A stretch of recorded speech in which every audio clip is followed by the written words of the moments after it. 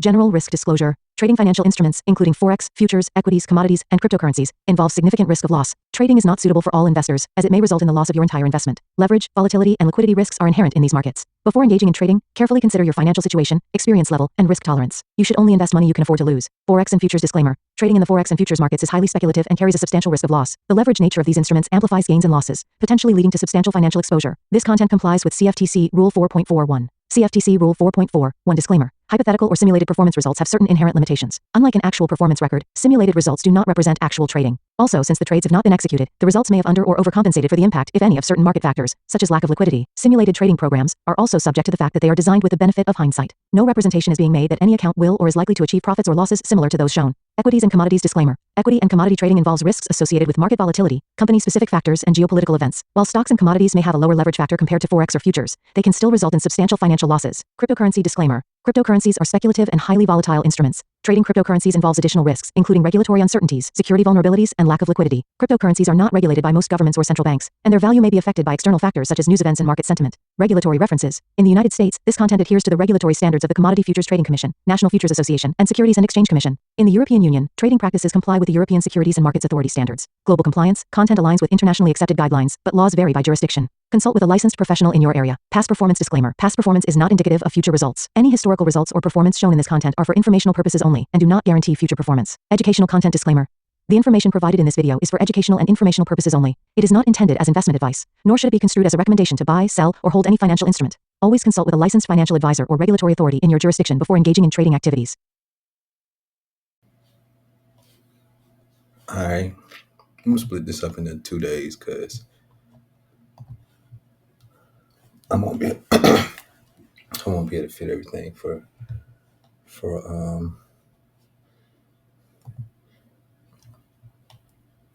Sunday doing the weekly forecast. So I never got the anchor. I need to review that as well.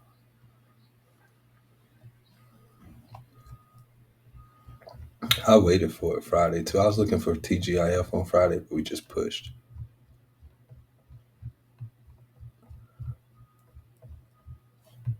So for Thursday, let me get that deliveries go here.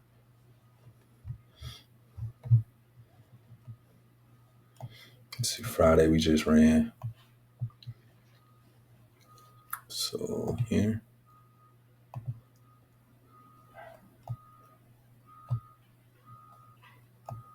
Let's go over here just to refresh.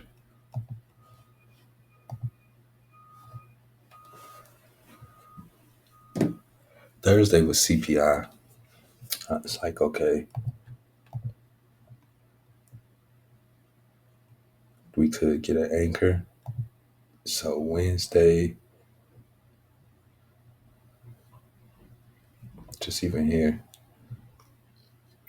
Wednesday we came in reversed. I'm thinking we can come up here and push down for Thursday, because I'm thinking lower.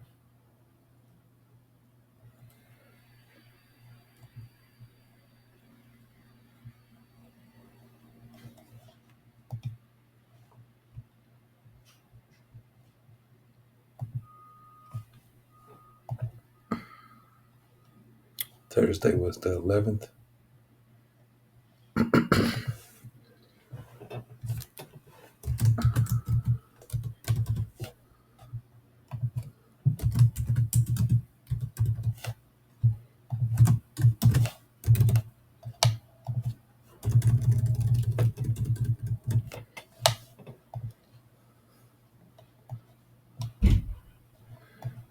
This is also New York reversal model, bullish.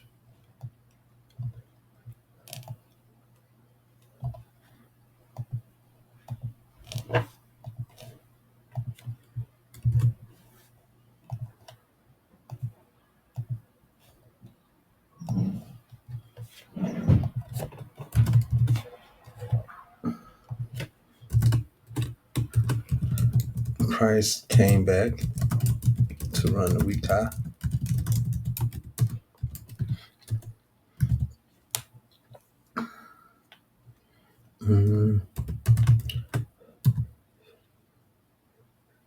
New York reversal, CPI week, retraced to New York PM session, order block, which lines up with the New York AM session order block that was created. That was the time that red level was created, because it was created here. We came back and ran it here, respected it. Then we came back and tested it here. So this time is more important. Let's go. Let's look at a different time frame.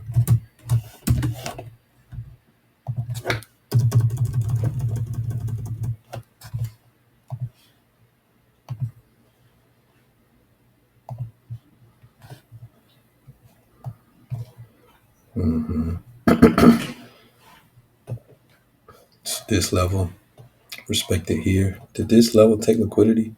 Also, no. Monday's low didn't get taken.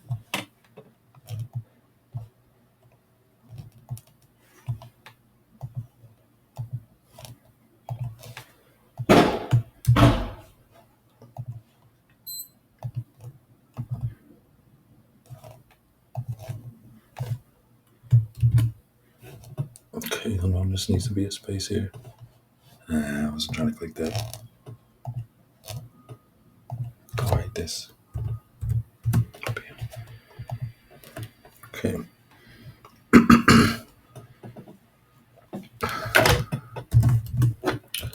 It's Thursday, end of day, or EOD.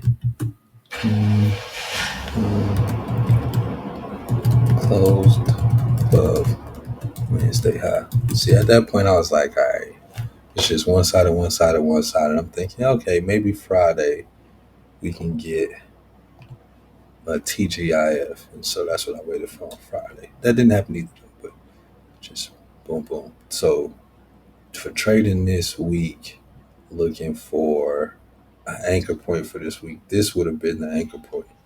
So the retest of this level, which happened at 10, the 10 low. Did we take this liquidity? I don't think we did. It looks like equal lows. It looks too perfect. Let me tag this.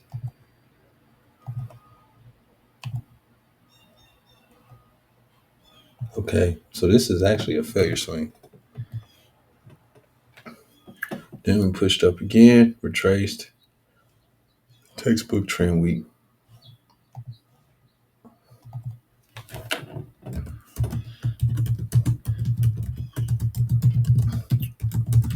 This week on days set out for execution of the model. Because I want to take it Tuesday, Wednesday, or Thursday. Go here. Let's go to the daily.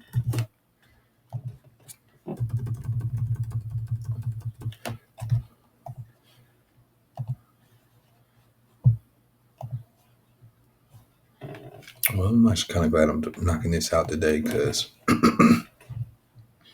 it would have been more work on a Sunday. The work still would have got done. It just would have got done more so 2 or 3 hours on the chart. Instead of a couple hours today, a couple hours tomorrow.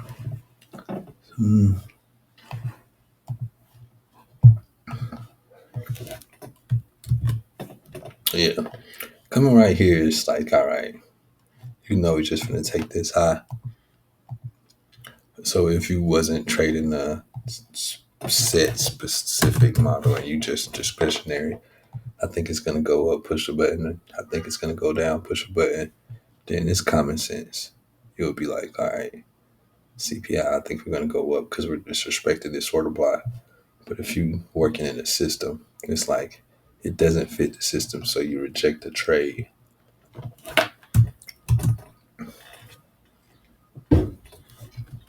This is screaming bullish. Pot. closing so close to the high.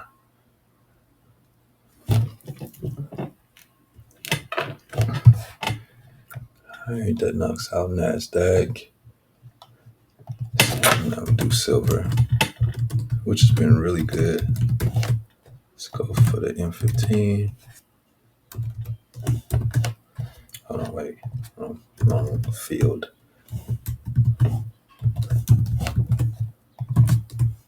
M15.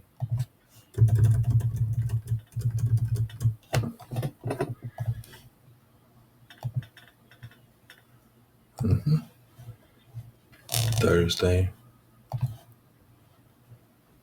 Yeah. Okay.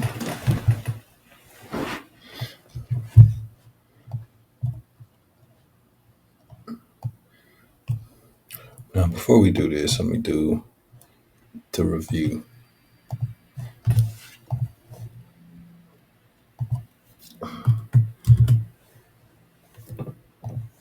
Because I'm pretty sure it's retracement.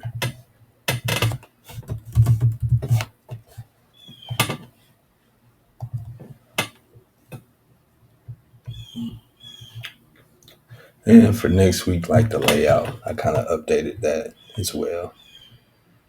Because this is a new Notion layout to begin with in the first place. But the thing is, you build it, then you go through it. And you're like, okay, this matches my flow a little bit better. I think I want to do it this way.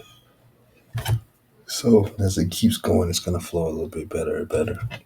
Even with the layouts, this is nice. I like having layouts for the chart. So when I have S&T set up with the indicator, it's automatically set to the right S&T and I don't have to flip because I used to like having one chart layout with everything. The tea is delicious. So yeah, here. Wednesday, this is what silver looked like. It looked like some mess. Monday created a range. Tuesday stayed inside of it. Wednesday created engineered liquidity inside bar. We was waiting on CPI. H1, just accumulation. Daily, look like boo-boo. So Thursday,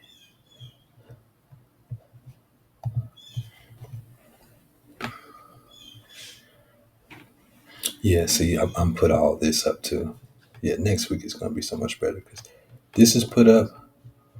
I did so good organizing this. Okay, so Thursday, we get CPI.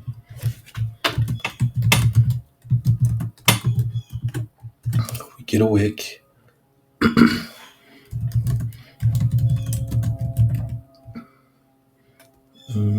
Read it. Just running all sell side, dipping into a succession order block. We rallied to take out the high. Now we thinking new range is being created.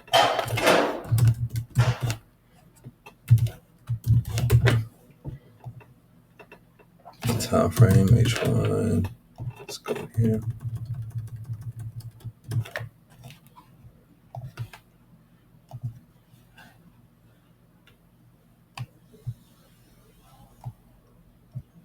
Did I just move? Yeah, I did.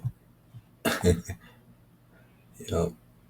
So boom. We got H1. End of the day. Tomorrow's Friday. Pretty much all the trading is done for the week for the model I'm trading.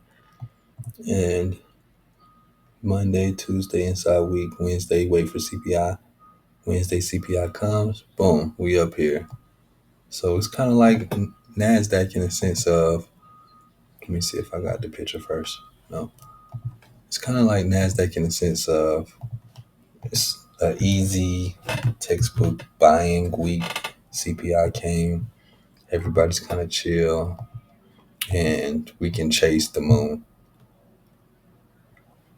Which I don't chase. But that's what most people are thinking. CPIs came. Let's chase inflation. Silver's just a logical buy anyway because we're printing so much money. Trump cut a lot of the bills, but he just redeployed it for defense. So we finna be spending it all on trying to make AI bombs that we can send in the sky to catch other bombs and then throw it back at you.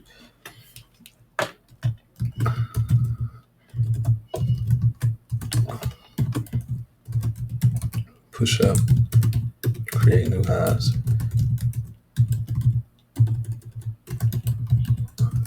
When the market settles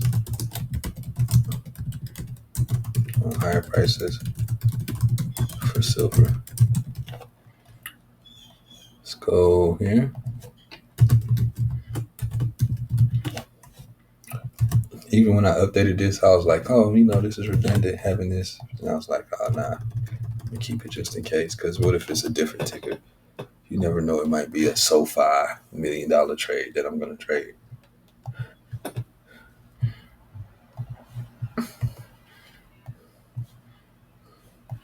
Let's do. I still like this long. Yeah, this low is so nice. I still like retracements. Even up here, we're exhausting. These pushes is not giving, super bullish, in my opinion. So here,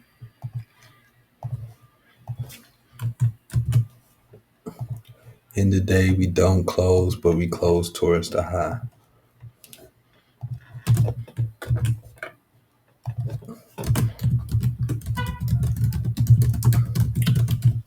Above the highs, but we close towards the highs.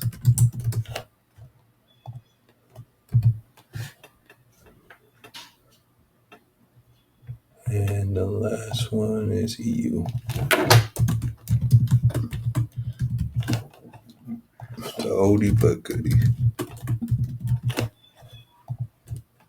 Time frame. Go ahead, 15.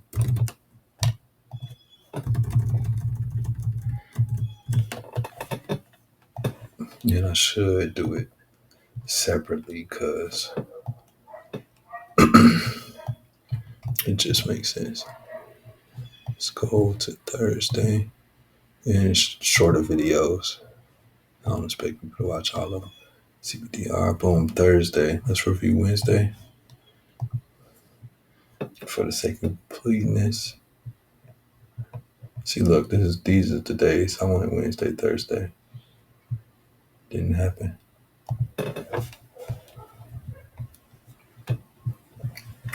So this is Wednesday. We're on the right page. I'm like, oh, we're doing the same thing. Hold on, wait. EU, boom. We're doing the same thing. We're waiting for CPI. We didn't do nothing. And Wednesday is kind of set up on some small range day. The H1. It's like, oh, see us run the high and react off the OB for a sell. A sell to buy. I did like that. I want it lower. I want to sell. I want to sell the retracements if we get a reaction off the order block after CPI. So I wanted to sell going down, but I wanted it to go down and then for it to go back up. And this thing mooned after CPI inflation. I had the dollar going down. So going into Thursday, here, I wanted it to push up first so I can get the sell. It pushed down first and then it started buying. So I don't like how data looks on Forex. You go to 14 minutes. My trash can too far. I have to go to it later. All right, so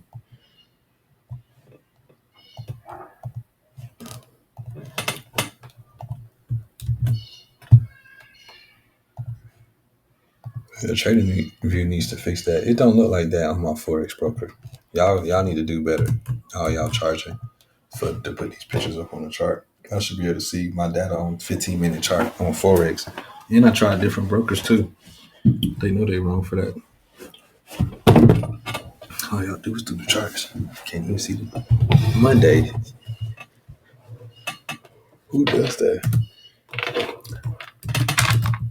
All right, so we're in sell side first. For the buy side. Now, I do think I could have pivoted my focus here. And I was thinking of entering Friday on the retracement.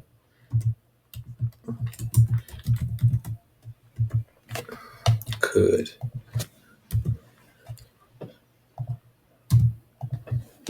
Well, but I will save Friday for TGIF and keep with one shot, one kill.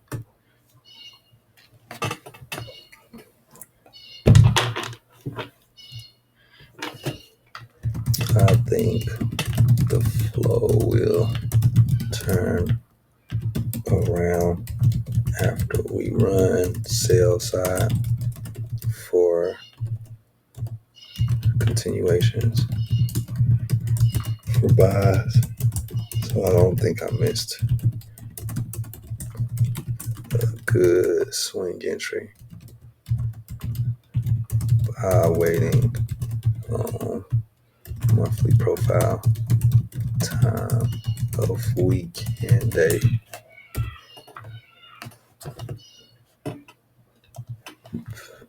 Okay.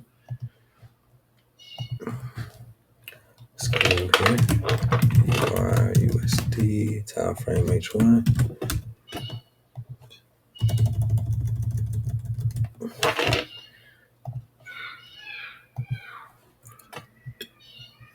H1, come up to the propulsion block, close through it. This is actually, I like how it looks on the H1. 15 minute sucks. Trading view H1 looks beautiful.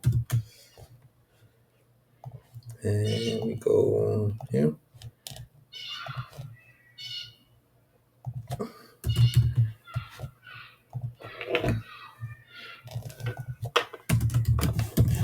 No, we pushed up to the propulsion block and closed inside. Shows me we disrespecting the level.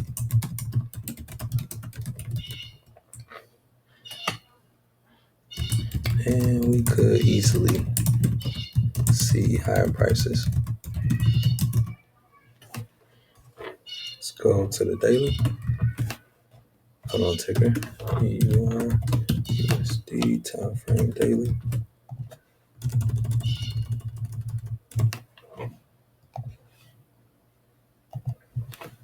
Bam. Okay, so it's end of day.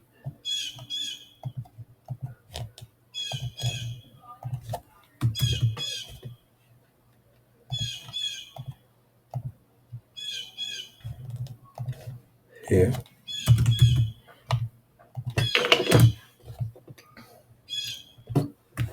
ELD Thursday.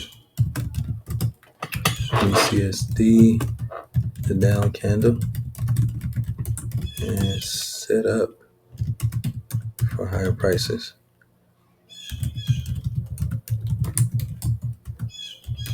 Note the daily range we leaving is completely balanced. It even looks like people agreed on price before it went higher. That's because we was waiting for CPI.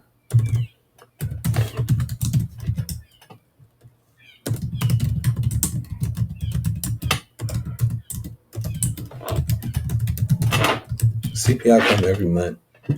every second week of the month, you can kind of plan your whole. I'm gonna buy Apple on CPI every month. And it could work if you was like in tune with Apple. Yeah, I'm gonna stop this here and then do Friday and then do week review. That way it's all short, and then I don't have so much to do when I do week forecast.